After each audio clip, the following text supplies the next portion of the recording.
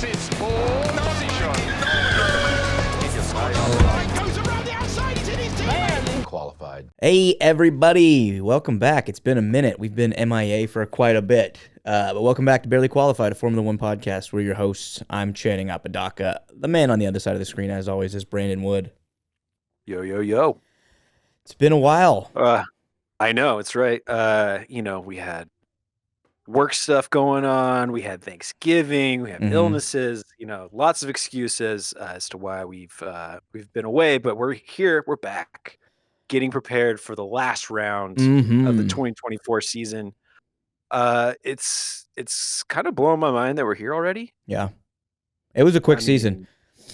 It really, from the break on, it kind of felt like it really flew by. Maybe it's just because they do so many back-to-backs. There was long breaks and then a bunch of triple runs and then double headers, triple head, and then a one-off, 2 weeks, 3 weeks off, and then 3 in a row. It just jumped around so quick it felt like it flew by. Yeah, and I do appreciate having some sort of some breaks in there. Having a race every single weekend can be kind of a lot when you're just in the midst of it, especially for a lot of the teams. So, I feel it does feel kind of stretched out though. 24 races is a lot. It's a lot to get in within a calendar year. So I don't know. I mean, I to think that they would potentially add any more races would be I'm wondering where they would even fit that in, how that would work. Yeah, I think that's insane. If they were to do that, that'd be insane. Yeah, but I feel like 24 is we're kind of at the limit, right? It's this is kind of anything more than this would be just too much. Yeah, if anything, I think they can cut 2. Go back to 22 races.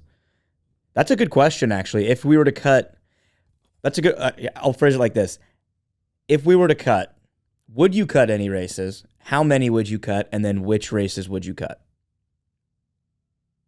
And answer that at home, too. If you're watching, put that in the comments, I guess.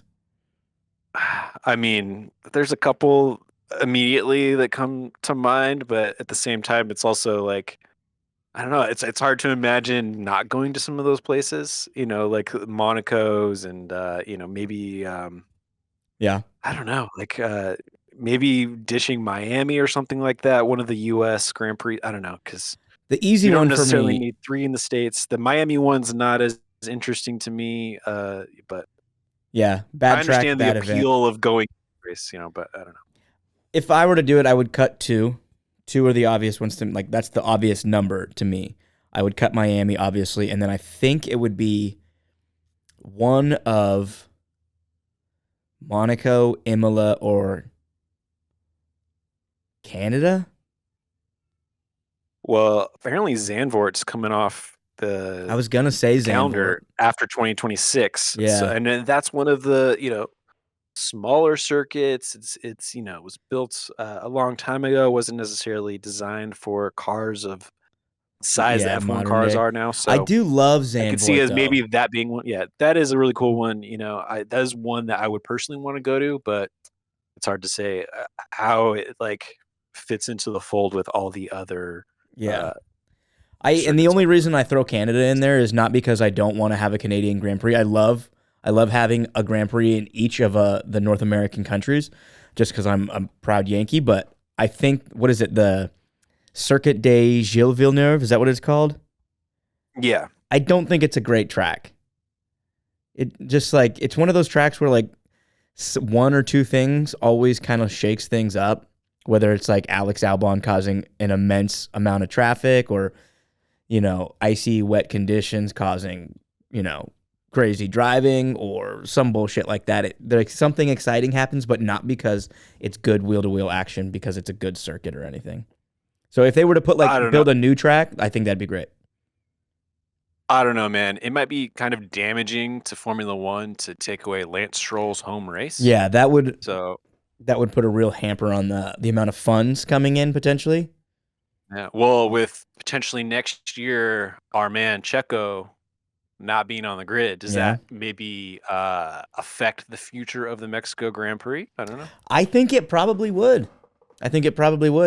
They would probably have to go 1 or 2 years without having Checo on the grid, because he's been there for going on 20 years now, right? But He's got to be at like here's the 15 years. I might be here's over the thing. exaggerating right there. The Mexico Grand Prix was here long before Checo, I was about to get to that. and it's also like an amazing event in and of itself. Yes. And I think that it will prevail. I think there will still be a big enough audience.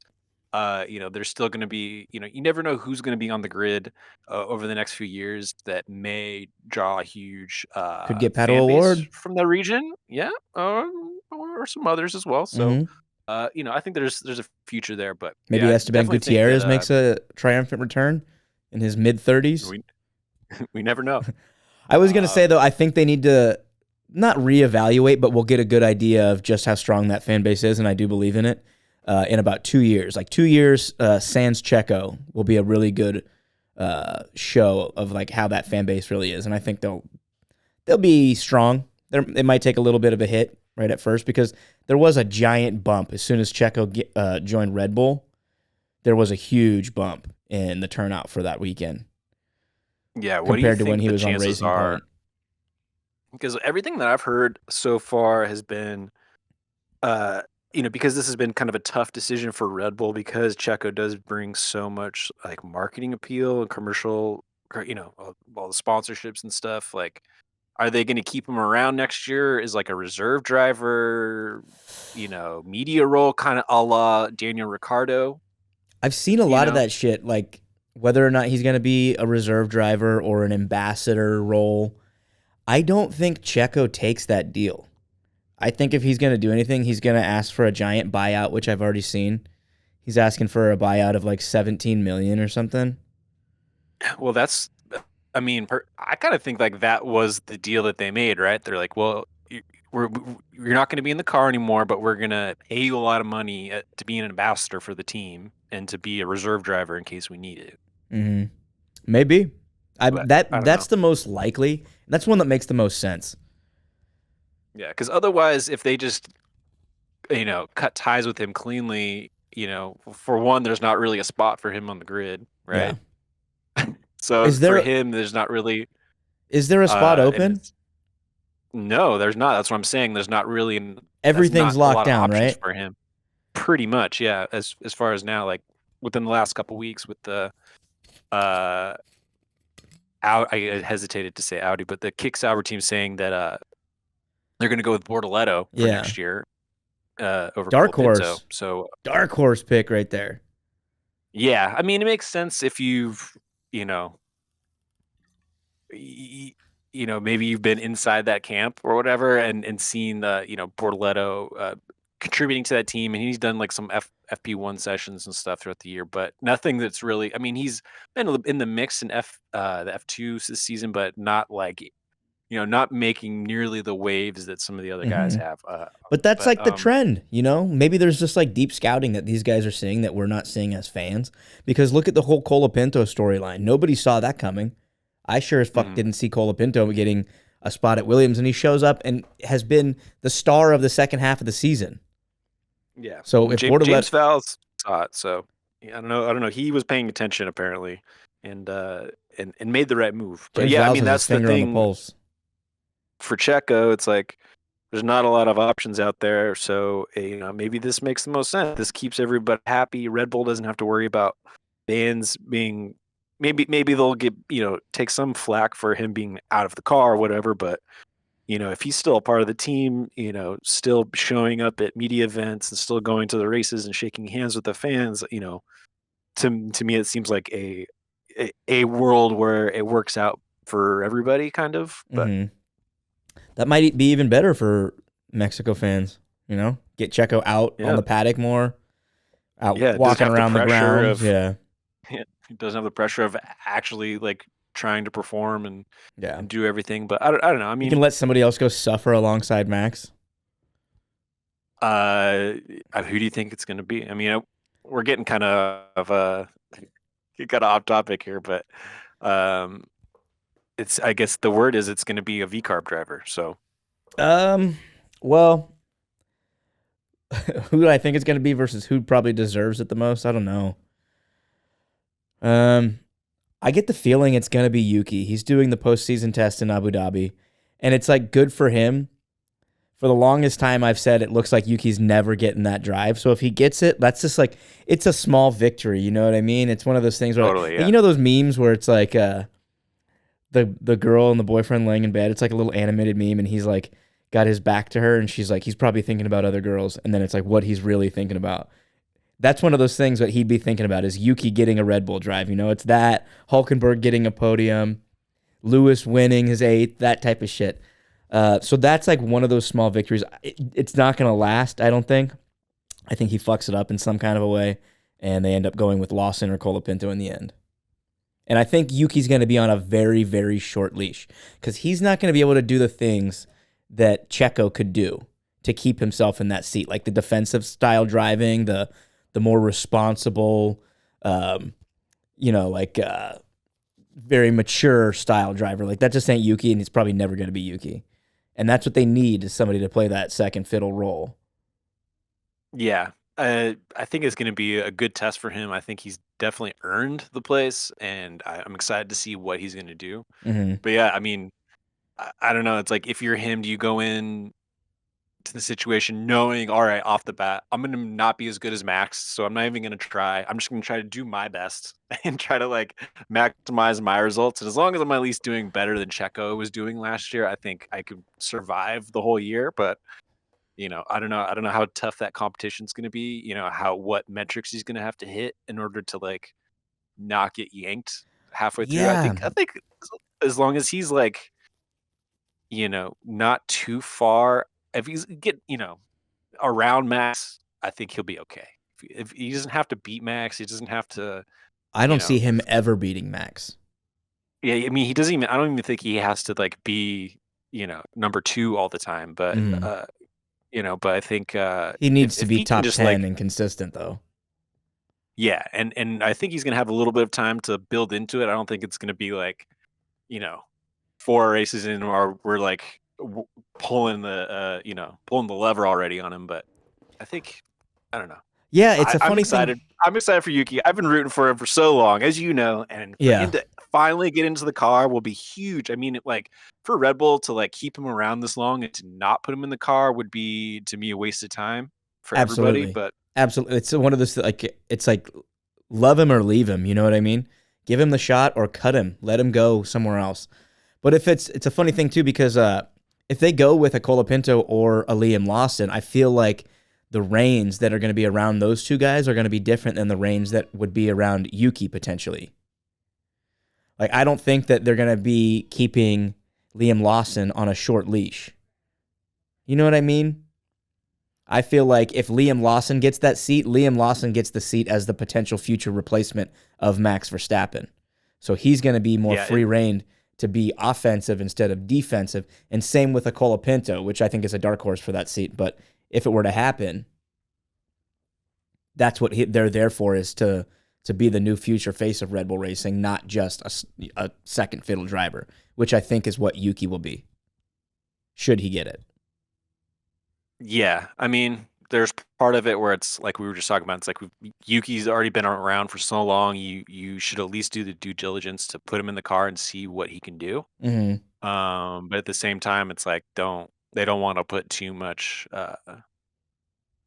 stake in that, Yeah. So if Yuki or Liam gets it, then who fills the VCARB seat? From Checo? what I saw this morning, or the past couple of days, it's Isaac Hadjar. Yeah, which to me makes sense. And for Red Bull, I think this is what they should be doing. I think they need to continue to be like promoting drivers from within their driver program and not just like hiring whoever the hot unsigned driver is at the time. Mm-hmm. Going back to De Vries and that mistake, and Ricardo and all that stuff. I mean, Ricardo's situation was a little different, but I think it was. But what a goddamn waste of time. Looking back on that, like it was a whole entire 9-month stretch of having Daniel Ricciardo in not two different seats in the VCARB over the stretch of 2 seasons that could have just gone to somebody else. But whatever, bygones be bygones. You live in, you learn. Yeah, I'm looking at the All Red Bull right. Junior lineup real quick, and Isaac Hadjar looks like the obvious choice, but there's also is Dennis Hauger still with them? I don't know. Gone. I don't think he's in F2 anymore. Let me see. But like with Hadjar too, it's like a similar thing to Yuki. He's been in the program for so long and has been doing pretty well. Like I mean, his FP1 showings haven't been amazing, but it's also like I'm sure in those he's trying to be very cautious. But it's also he's it's probably got like a different thing of like he's got a different program that they want him to run than just like a Totally. go out and get your hot laps. Yeah, but it's one of the like I was gonna say, it's like one of those things. It's like they should give him the shot. If it's like he's actually someone that they've believed in for this long and like are wanting to spend money on, like they should actually like give him a shot to see what he can do in the car. You know, I'd be interested too if they gave a shot to Ayumu Iwasa because he's running in Super Formula. I mean, Hadjar's been has been in the program longer and been a little bit more experienced, but like he's another driver too that's from the Red Bull program that's done really well in their series and deserves an opportunity. So I always wonder though, like what the difference in experience is between the Super Formula guys and then the guys that have been running in Formula 2 for a long time. Because look at Liam Lawson; he was over in Super Formula and he came out of there flying. Well, interesting. I was listening to an interview with Liam, and they raised the question of like which experience is the most like that translates the most to F1, and he was saying that the Super Formula cars actually translate more to F1 than the F2 cars do. That's what I because of think. like the speed and all the handling and stuff. So that makes sense that his time in that series probably did help him, and he's done well in a lot of different types of cars. So he's been able to adapt to a lot of different styles. So moving forward, with the characteristics of cars maybe changing in the next that's leaves a promising future for Lawson. Absolutely. All right, so should we finally get into talking about these last couple races? Yeah, so where we last left off was after Mexico. So from there, we went into Brazil, which was a very chaotic weekend. A lot of rainy weather, raining down chaos everywhere. We should note too that since we last did a pod, the World Championship has officially ended. It is closed out. Max Verstappen has won the 2024 Formula One World Championship. Yeah, and here in Brazil was basically where it kind of was sealed, right? Yeah. We saw it wasn't mathematically sealed, but it was pretty much all but I mean metaphorically for sure. Just seeing how it went down. Let me see. I'm trying to see exactly where Max qualified at. But he had a bunch of issues. Let's see. Qualifying.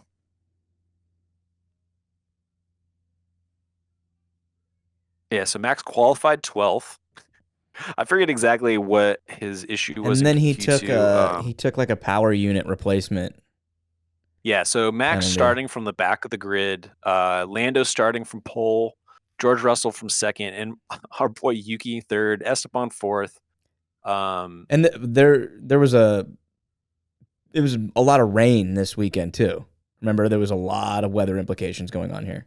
Yes, so that was a big factor on the Saturday. I think the only dry running they got was the early practice on Friday. But yeah, so rainy qualifying really hindered things going into the race. Then at the start of the race, we had a weird situation with like the false start. We had Lance Stroll going off.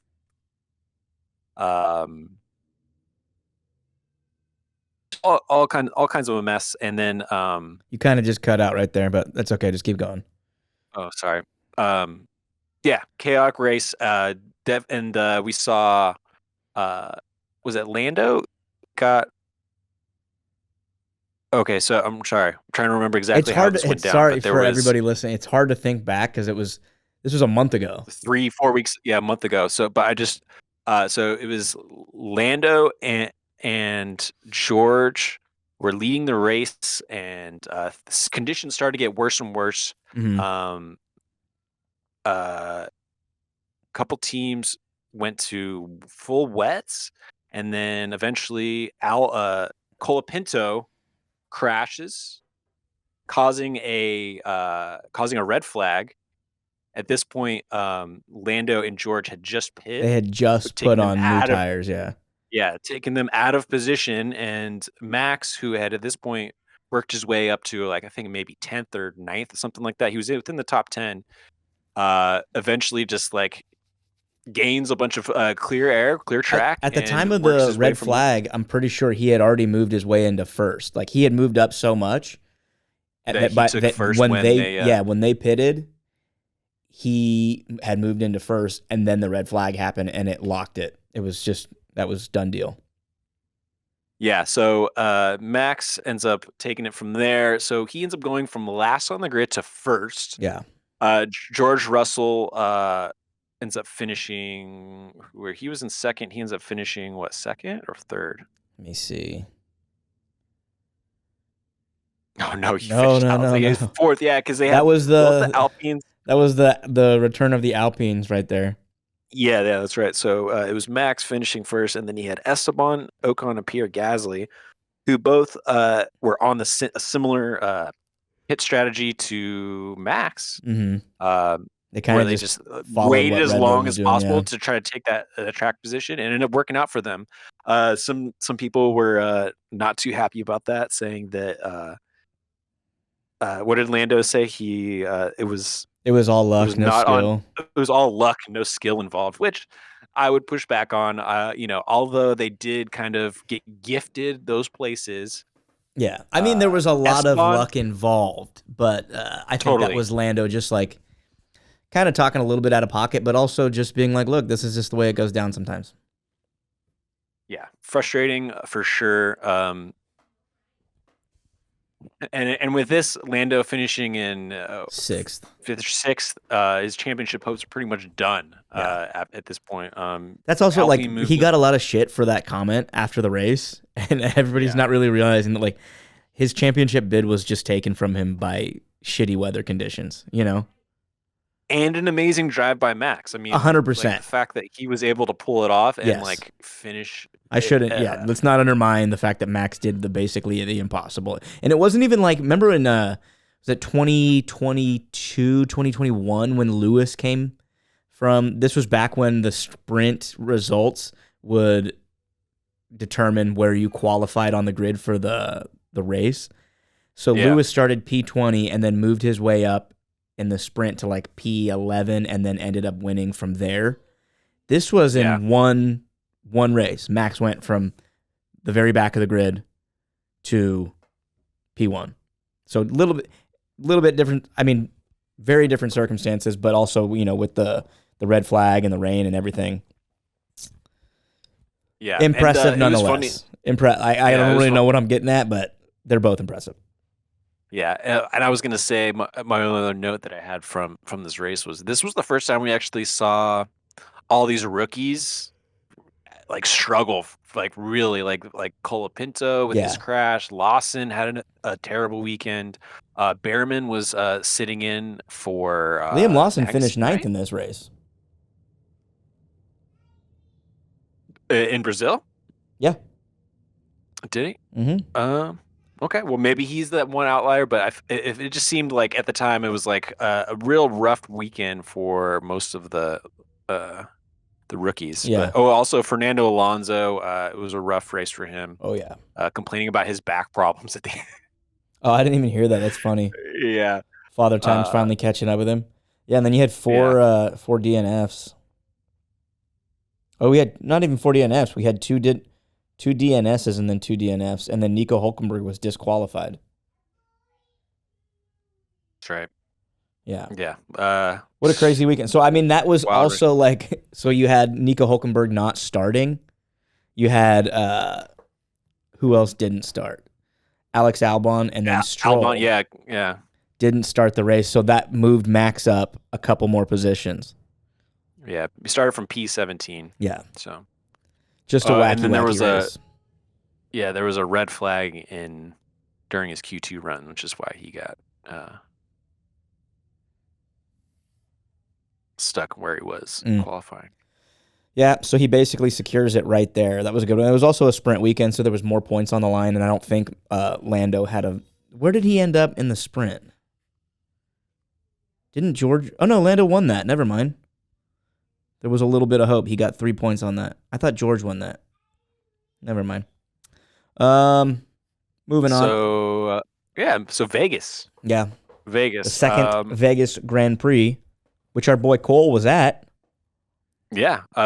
We should have got some live reporting from him. Good luck.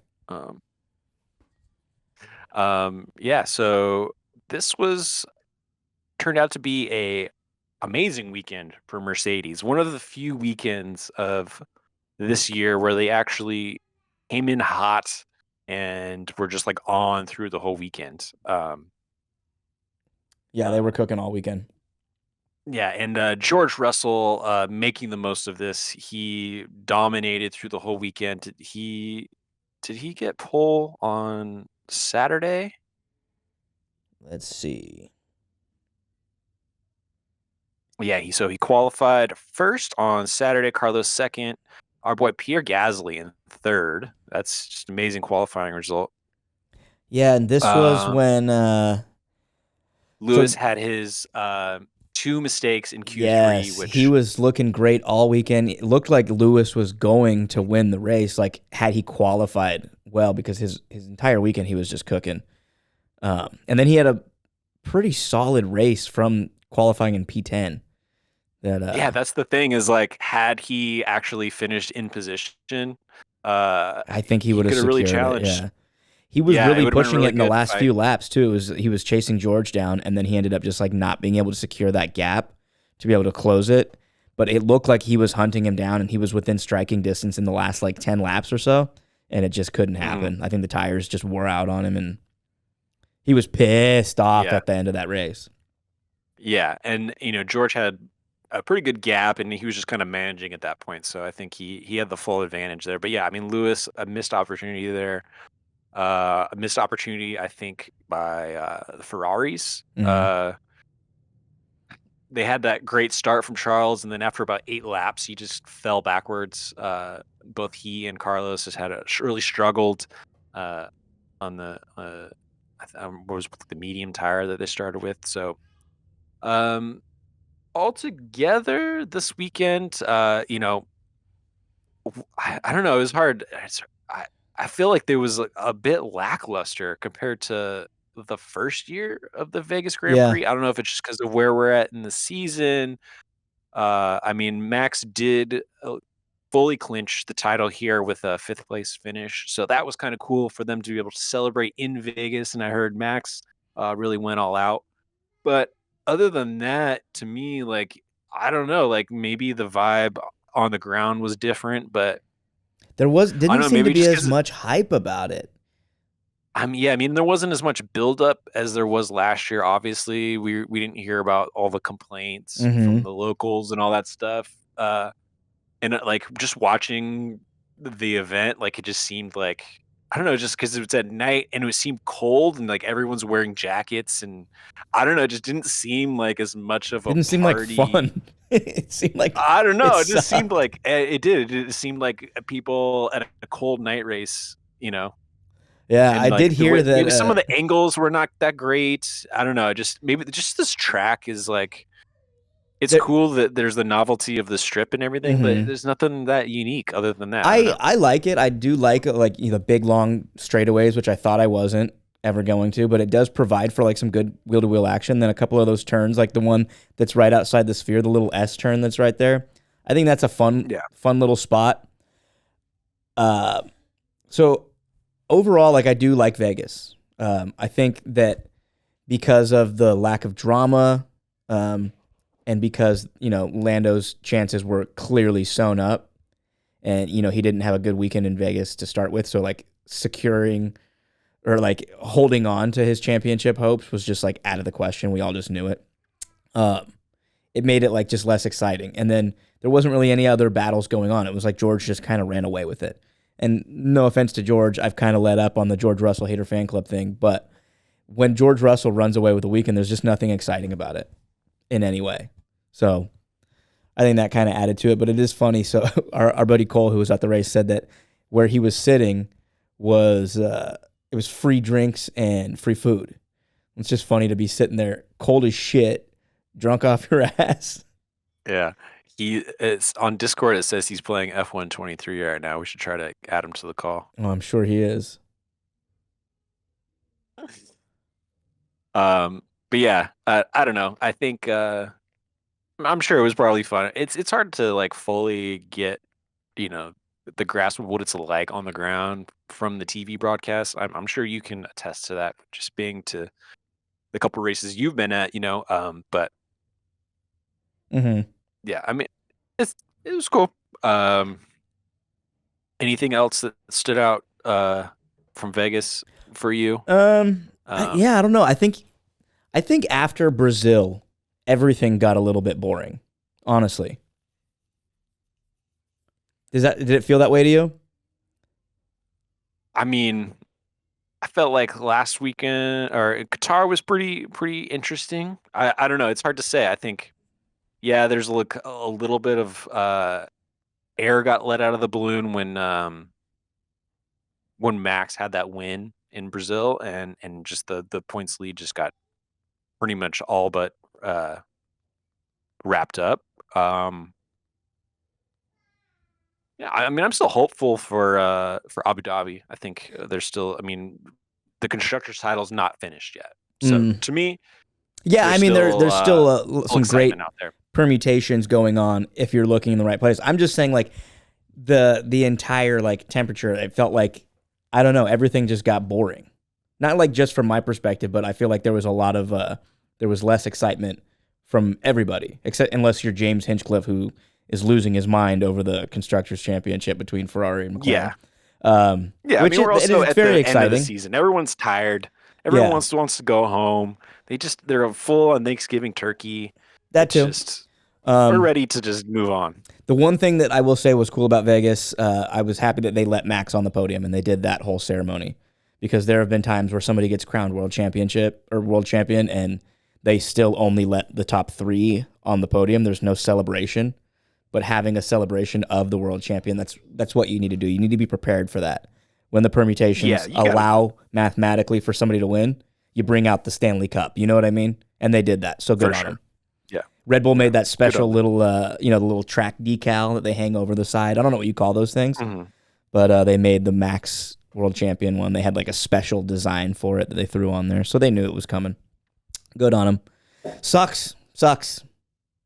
Good on him, but it sucks. We really were hopeful that Lando could get one, and this might have been Lando's one and only shot, because who knows how good their car is going to be in the next few years, and it looks like he's sticking with McLaren long term. So do we want to go to Qatar now? Yeah.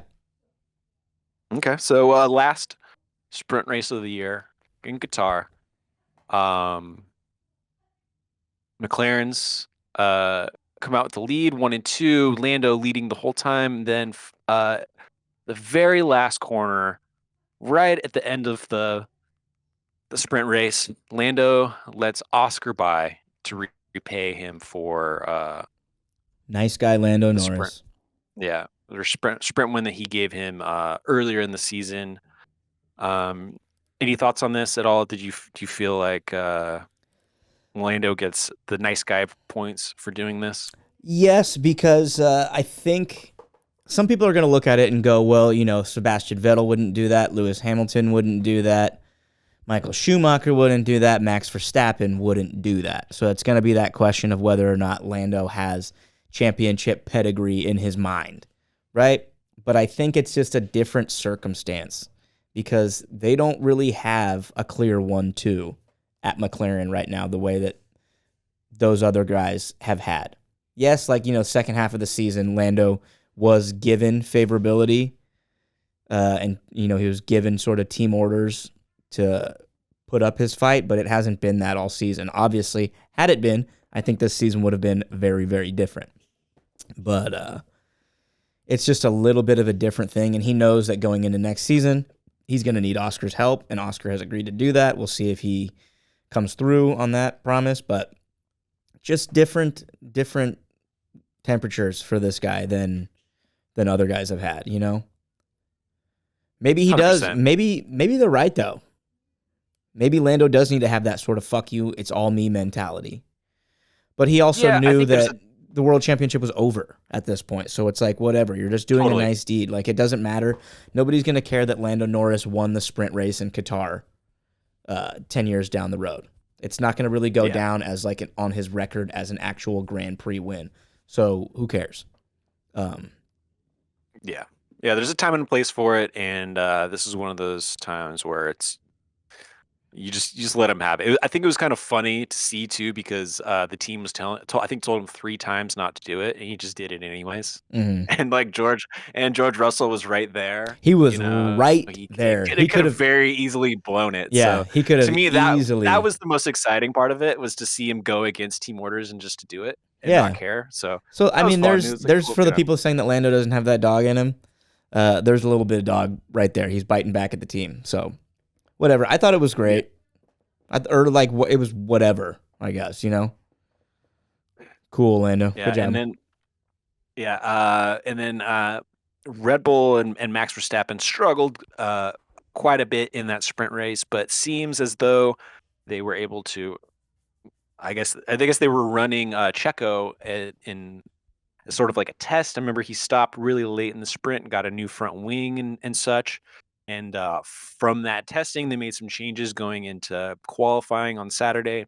And Max Verstappen pulls out pole position, Mm-hmm. but not without getting penalized first. There was a moment, I don't remember who exactly it was, but there was someone that was on a warm up, either like a warm up or a cool down lap that was impeded slightly by Max going too slow, and so it was referred to the stewards afterwards, and apparently, in the stewards meeting after the qualifying, George Russell personally pushed to make sure that the penalty was And it had given nothing to to do with Max. him, right? Had nothing to do with him. I don't really know. I guess he inserted himself in the situation, and Max made some comments about this after the race. Yeah. Actually, so it wasn't Told until him he like a has full day zero afterwards. respect for George now. He has Yeah, zero respect for him. Dude, that's a big statement right there. For a public figure the size of Max to come out and say that, like, maybe he was over exaggerating, but to say that you have zero, if I told you right now that I have zero respect for you, that'd be a huge blow. You know what I mean? For these guys who are fucking F1 drivers, like, and supposed friends, they have all these good, you know, camera moments, on camera moments, and they pretend to have, you know, this good camaraderie amongst themselves. That's a huge thing to say. Yeah, and it's also very funny too, because Very funny. Max was also the same one that was like in the race. I take back what I Lando- said earlier about letting up on the George Russell hater fan club, because that's awesome. Yeah. No, but then also like in the race the next day, Max was the first one to be like, Lando didn't let off. Lando didn't let off on the gas. So he himself is also doing the very same thing. So, but it's different, you know, these saying guys, it in the moment than going to the stewards afterwards when you actually have nothing to do with the situation. Yeah, I mean, George is the head of the drivers association or whatever, so he, I think, maybe feels some sort of responsibility there to like. That is the most George Russell shit I've ever heard. Of course, George is the head of the drivers association. The second he got into F1, he probably put a bid in to become that. How obnoxious. All right, I'm fully back on board with the George Russell hater fan club. Yeah, the class president, God. George Russell. But yeah, so hallway monitor. A little bit of drama there. But with the 1 place grid penalty, Russell ends up starting from pole. Max started from second. Our boy Lando starting from third, right? Or was it fourth? Was it third or fourth? Let me see.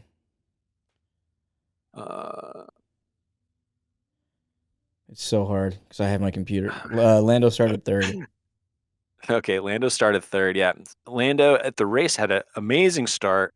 Both Max gets by George, and then Lando almost gets by both of them. Gets side by side with Max. Max ends up taking out the lead, or taking the lead and then basically dominates from there. A really good race by Max. Russell, basically never able to recover from there. This was not as good of a track for them as it was in Las Vegas, obviously. So, another rough weekend for Mercedes. Lewis, complete disaster. At one point towards the end of the race, he wants to bring the car in and retire the car, and the team tell him no. Say, I don't really know what to say at this point. I mean, in Vegas, his drive from 10th to almost catching George was, to me, really nice to see. A bit of optimism going into the end of the year. I wanted to see, Lewis kind of maybe finish out the year on top. He's got 2 wins this year, so hasn't been for nothing. But obviously, you don't want to see Lewis go out like this. I don't really No, know it what to sucks. say. It's just so disappointing. It's really, really ugly. I'm not the biggest Lewis Hamilton fan. Never have been. I can appreciate that he is the greatest of all time. But to see this happening this way, it just sucks, man. Like that's a legendary combo, Lewis and Mercedes, and the way it's happening, just if part of it, like I get why it's happening. It has to happen. There's new regs coming. There's certain things that Lewis can't be a part of.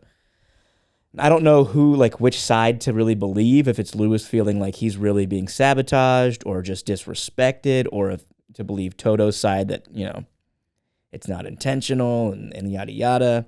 Part of it kind of just makes me pissed off at George. Like, how much do you think George has a hand in just putting Lewis on the outs?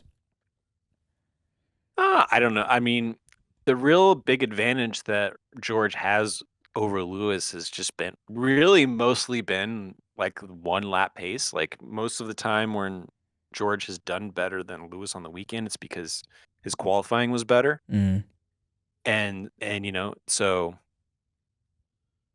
I don't know. I don't know how you break that down as far as what things could they do to make the car better for Lewis that's not, it's not where where it's working for George, where it's not working for him, so it's hard to say exactly where that breaks down. But you know you could just say that maybe it's been this generation of car that the certain characteristics of it are not, like Lewis is just having trouble getting the most out of the Mercedes, in this. So maybe moving to the Ferrari with the next year's car, things will be a little bit better for him, and he'll be able to feel have that confidence again. Yeah. Um, It's so it's I don't know. crazy to think It sucks. that how much of this era is about to change. Like we've had the lead up to this for a year now, right? With Lewis going to Ferrari, leaving Mercedes, Carlos leaving Ferrari. Now we know that he's going to Williams. As of Sunday, that is official. Ties are cut. Lewis can't partake in the Abu Dhabi testing. I didn't read why, but I read the headline that he's not going to be allowed to. Probably come some sort of Say that again. Lewis isn't going to be allowed to partake in the Abu Dhabi testing with Ferrari. Something. Oh, the postseason Yeah, testing. exactly. I didn't read why. Yeah. I just saw the headline, but there's some. I'm assuming it's like some contract thing that he's not exactly cut yet. Yeah, which is partially why Ocon is leaving Alpine early, is so that he can do the postseason test with Haas. Mm. Oh yeah, that's something we need to So- discuss too. That going into this week, and I guess we can wrap up Qatar first, but Ocon won't be participating in the final race of the season. Yeah, so Ocon's last race for Haas at Qatar, for Alpine at Qatar, not as good of a finish as his teammate Pierre, but it was cool to see them go, get that double podium in Brazil and secure those points. It was a rough season altogether for Ocon. We'll see. I don't know. I don't have too much faith for him going to Haas, but Yeah, we were talking about that yesterday or the day before, whenever, and it's just like Haas is on such a good run of form this season. I would almost prefer that they just keep K-Mag for one more year and let those two keep building on what they've built. But I mean, that team's completely gutted. You know, Hulkenberg's leaving, K-Mag's out of F1, and it's like, what is the future of Haas now? You got Esteban Ocon, who can show up 10 out of 24 races. You know, he is always like a surprise dark horse for how consistent he can be sometimes, but I don't know. It's one of those fucking wait and see F1 deals, you know? But it doesn't seem like there's nothing exciting about Esteban Ocon going to Haas. It almost seems like taboo. It's like a compromise. It's like a compromised pick, right? It's like, like why would you want that guy? But they can get him at a good price. You know, I think that was maybe part of it too. It's like, well, we need somebody who's a decent driver, but is not going to cost us an arm and a leg. You know? Yeah, I guess it's, you know, he's like the poor man's Carlos Sainz in a way. Like so consistent, not good. I shouldn't say so consistent. Can be consistent, but yeah, I don't know. Yeah, I mean, yeah, Alpine's has its struggles. We can leave that for another day. I don't think they're going to last. I don't see them there in 5 years. Just throwing that out. No need to react or respond. It just looks like they're on the outs. One team that struggled all year as well, Kick Sauber, finally scores their first points of the year here in Qatar. Almost had both drivers in the points. Had Valtteri Bottas not got passed by Lando Norris at the end of the race there. Zhou Guanyu finishes in 8th. Nabs the most needed points for Sauber. You know, obviously a little bit too late. Not really going to do much for them in the Constructors' Championship. Not going to do much for Zhou Guanyu or Valtteri as they're both out at the end of the year.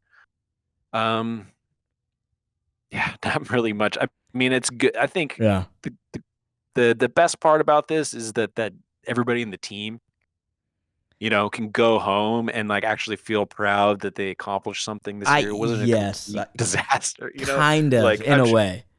Like sure, like they can be happy about it. It's World Championship points in quite possibly one of the worst seasons I've ever seen from a team. Like we've seen Haas and Williams in the past few years have really bad seasons, where I think they actually did score 0 points in those seasons.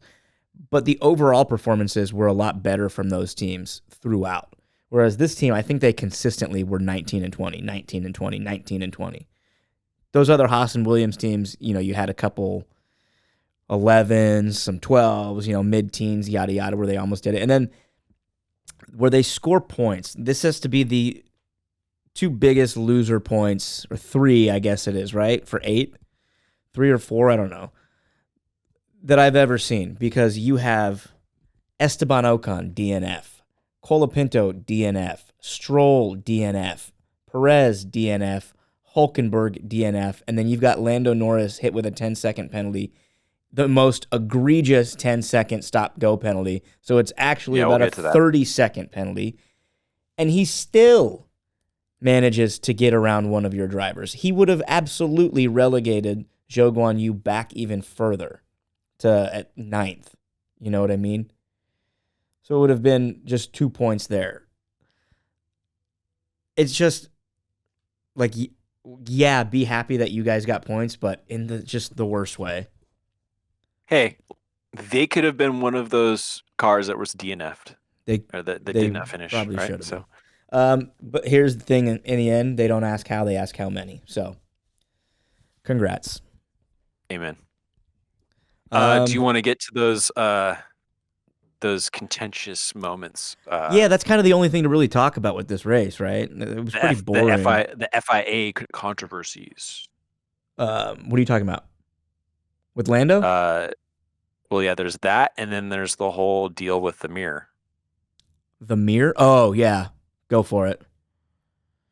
Kick that shit off. What one do you want to do first? The stop go or the Let's talk about the mirror, because I don't know as much about this, like other than just seeing it optically. I didn't look into it at all.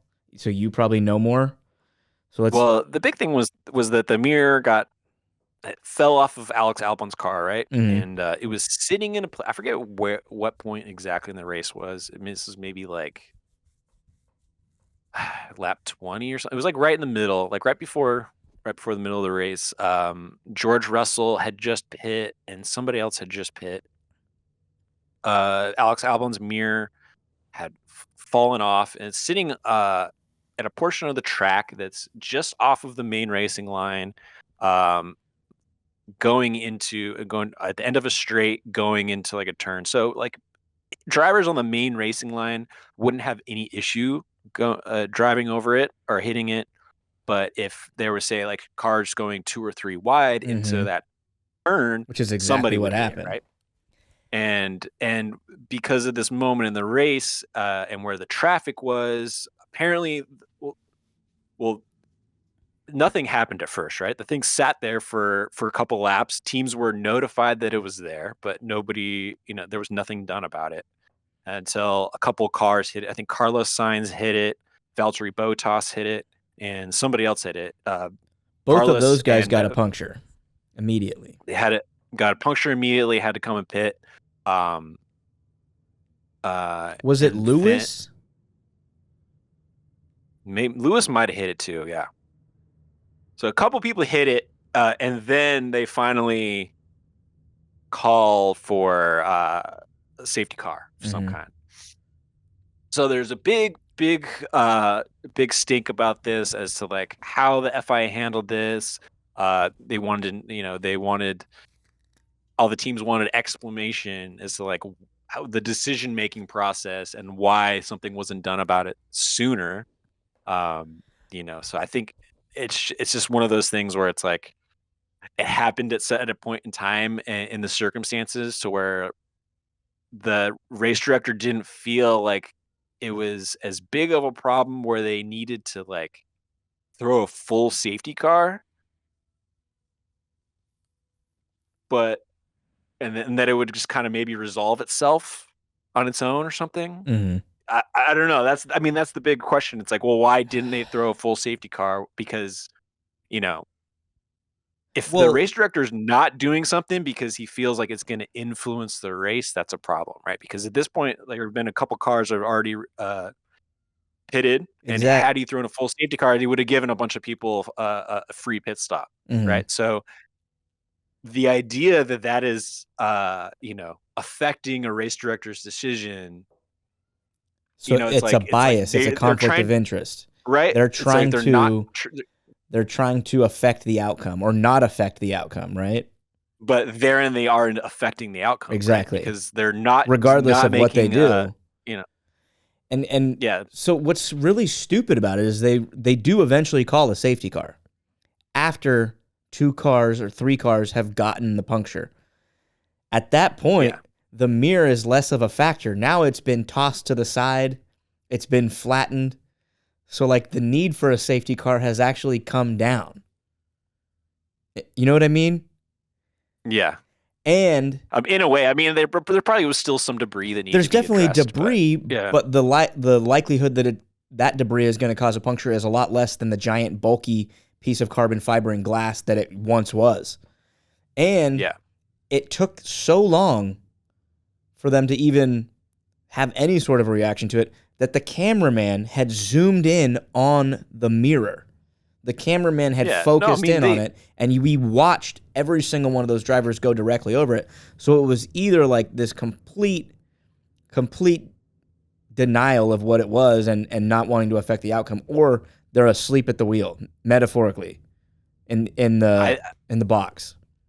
from what I understand, like they knew it was there, and they decided to not take any action on it because they didn't want to, you know, Mm-hmm. unduly. They didn't feel like it was at the time. They didn't feel like it was enough debris to warrant a full safety car. So like it just didn't seem like that big of a deal. But that's where the mistake was made, right? And this also becomes an even bigger controversy because this is the second race that this new race director has actually worked. There, Mohammed bin Salim, Mohammed Get it out. Get bin it out. Salim. fired the previous race director, brought this guy in, and so there's to say, like, who is this guy? How much experience does he have? There's also talk about the same race director having to perform duties for all of the series on a given weekend. So he's working the F1 and the F2 and then whatever other event is going on. So all these questions are becoming raised about, the, is the FIA properly managing and race directing these races? And Yeah. I would say, just with all, like, there's so many stories, the squabbling between the drivers and FIA president, MBS, about like the language. I mean, there's just so much going on with it, to me, with like everything in the FIA that just feels like there's been an overall loss of credibility. Yeah. I am a staunch FIA defender, and these last few little shunts that they've had give me real skeptical hippo eyes, where you just go, what the fuck?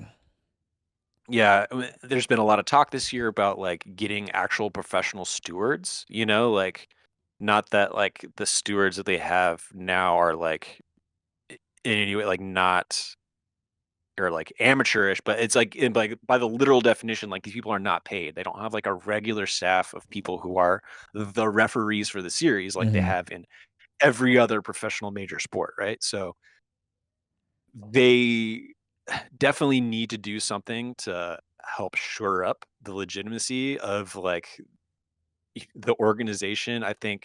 Um I think they can definitely find the money to hire stewards, to come in and like be the stewards for the whole series. I think there's ways that we could definitely simplify the rule book, I'm sure, to there's just like this things of like certain penalties. There's discretion with how much of a penalty is given. There's certain penalties where there's no discretion, right? With Yeah. Lando's yellow flag penalty, where he got an instant 10-second penalty, stop and go, and that would like ruined his race. Where there's other things where it's like Max is impeding on qualifying, where it's like, oh well, we can give him a one place grid penalty. You know what I mean? It's like all these little things where there's so much like, and for like the fans to not know what's going on when it's happening too. You know what I mean? Like all like just the mainly that was about like the Lando stop and go, where we didn't know what was happening, right? Like even the commentators are like, oh wow, that seems really harsh. But if there was like a clear directive on this and like clear messaging to like say to the fans like, hey, no, this is normal, like this normally happens Yeah, they should, if in this anything, like circuit. just take your reasoning and then put that as a graphic on screen. Like all other sports do that. They will give you even after the game. Like the NHL will go, so the NHL Department of Player Safety has fined this player this, and that. They actually do a video breakdown of it, and they'll go like, because per rule, blah blah blah blah blah, 0.3111, whatever. It states this, and then they review it, and then they give an explanation, and the fans can go, okay, fair enough. You're Sure. right. Yeah.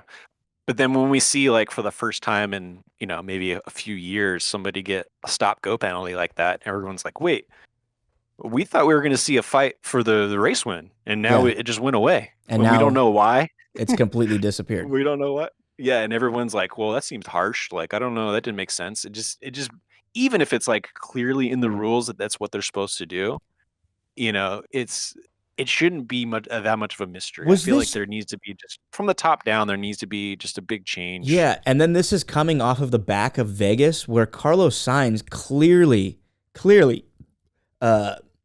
broke the yellow line rule, where he went into the pit lane and then came Oh, right yeah. out And then and nothing. And the commentators were yeah, like, that is a huge breach of the rules. You cannot do that.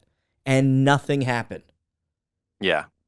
So, yeah, the FIA is fucked right now. They need a big cleaning of house, or some shake up over there.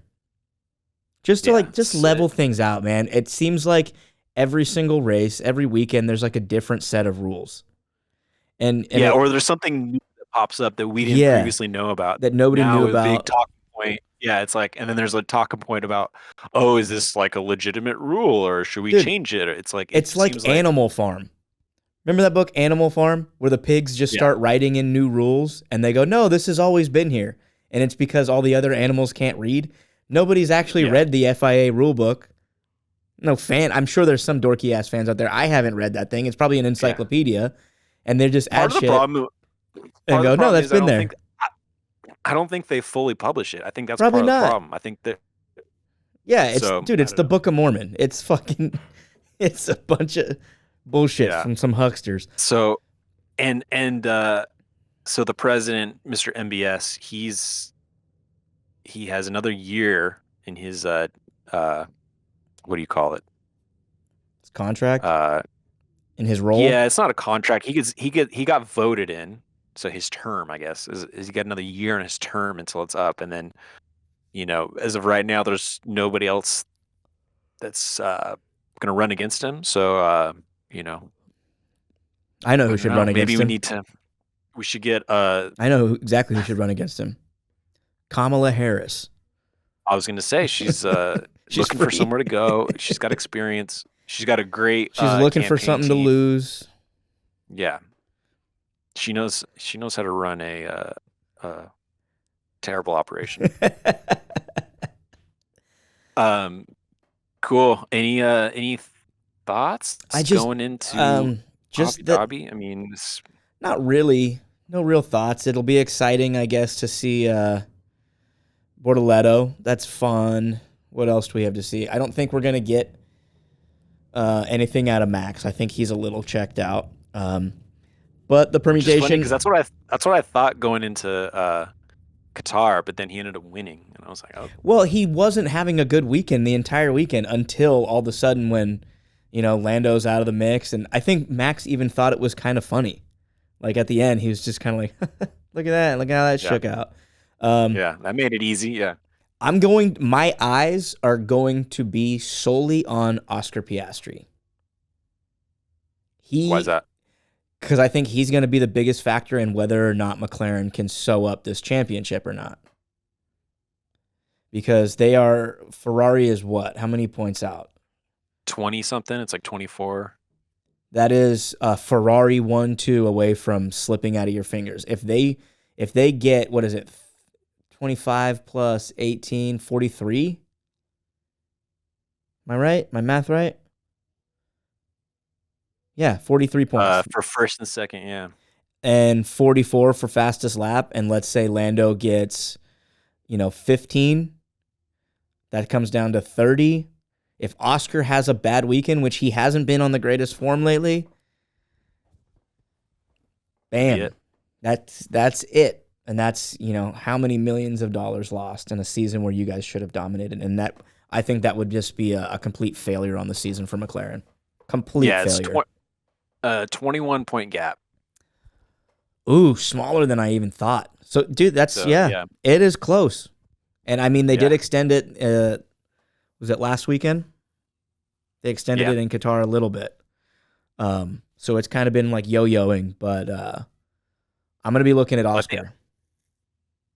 Yeah, it's going to be good. I mean, I don't know. Pressure's on for Lando, so this is going to be a big test for him. I know Lando doesn't want to lose both championships, but I do think we should actually put some more eyes on him because I think he's a little sore, and I think the wins have been let out of his sails a little bit. So he needs to rebound and get his shit together and focus on this Constructors' Championship. That's for sure. Yeah. Either way, final race of the season, final race of the career of Kevin Magnussen, potentially the final race of the career of Sergio Perez, Valtteri Bottas. Wow, we're losing a lot of guys, huh? Zhou Guanyu. There's 10 of 20 10 of the 20 seats will be different next year.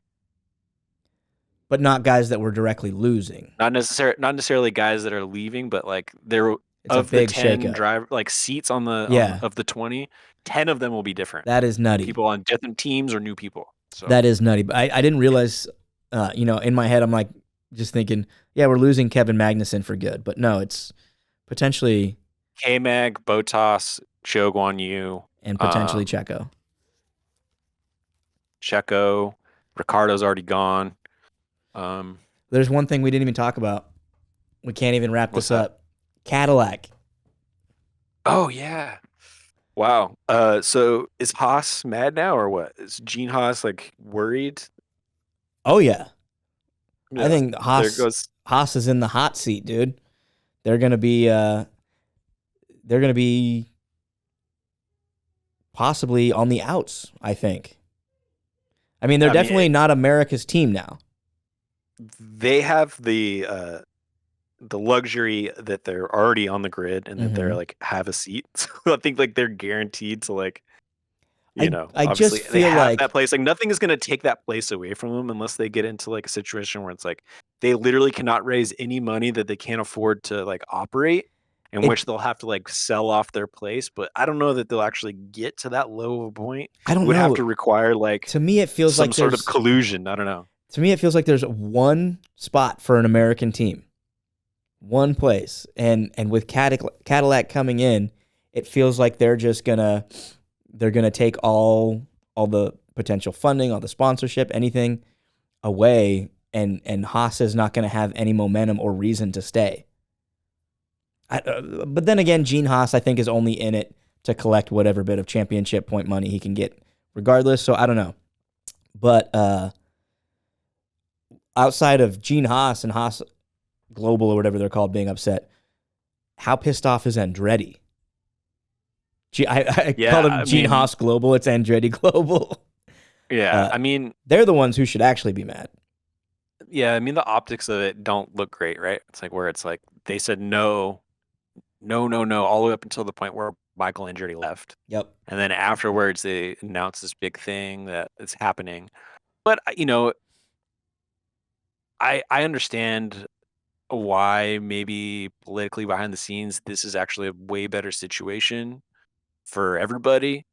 Because this with this arrangement as opposed to the arrangement that they had before, this uh this new team will be coming in as a full on like GM Cadillac Works team that's like fully owned and operated you know, uh by General Motors, whereas Mhm. before it was like an Andretti team that was maybe gonna have, this Works team support down the road, but they weren't quite They were going to come sure in as a how they were title gonna get sponsor, there. right? Something like that, yeah. So Yeah. this is a lot more a, a lot more of a layout for the future, right? With GM coming in saying like, we're gonna fully support this team. We're gonna come in with our own engine in a couple of years. So yeah, I mean they're gonna be One, bringing a lot to the sport yeah, too. I think it is gonna be pretty cool to see, just how things change with like, I'm going to be all you on know, board. One thing that should be yeah, mentioned too with this agreement is it's not inked. They are not the 11th team yet. What it is a tentative agreement. It's like a handshake deal that says like, yes, come 2026, you guys are good, but they haven't inked anything. There's no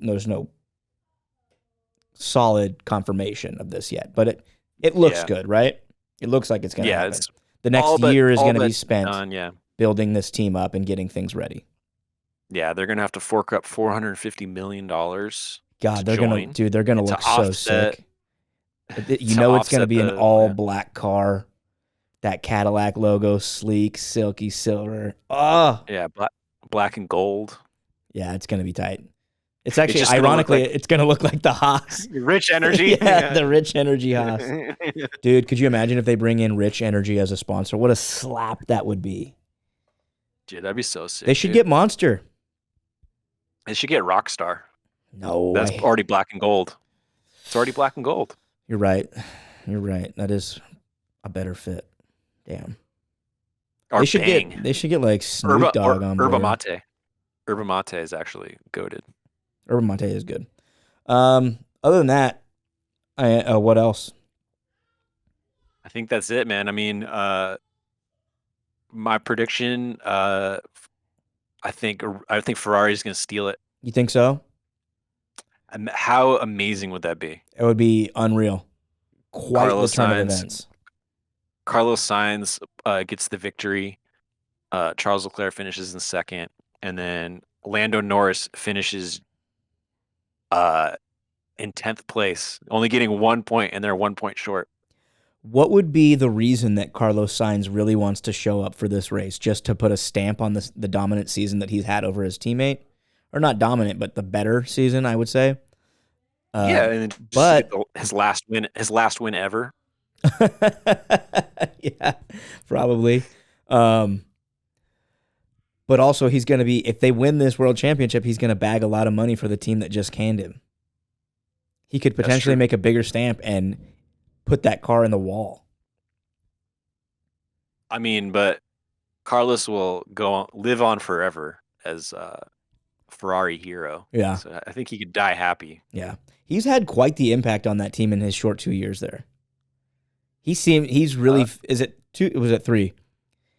I think this is the 3rd year. He's fit in really nice. Like, I feel like Carlos should be a career Ferrari guy from here on out. So that sucks. Yeah. Anywho. Yeah. Him and Charles fought hard with each other through the whole time, but never really clashed. They've never touched. That never really caused issues. They've always, I mean, even recently when they've had more contentious battles, like they've afterwards seemed to like get right along with There's been some tense radio shit going on between the two of them, but yeah, but that's always it's heat of the moment stuff. You don't really, I don't chalk that up to like being too serious, but you look at them afterwards, they're able to really keep moving forward and they keep performing. So, I hope Carlos, can just keep taking that momentum into Williams and maybe get them to turn some things around. So this has made me more excited for Williams next year. That'll be fun. Final race of the season coming up this Sunday. We will check in with you guys after that. We'll recap the season and put a bow on this. Mr. Brandon Wood, any final thoughts? I gotta go pee. Same. All right, guys, we'll see you after Abu Dhabi. Peace. Peace.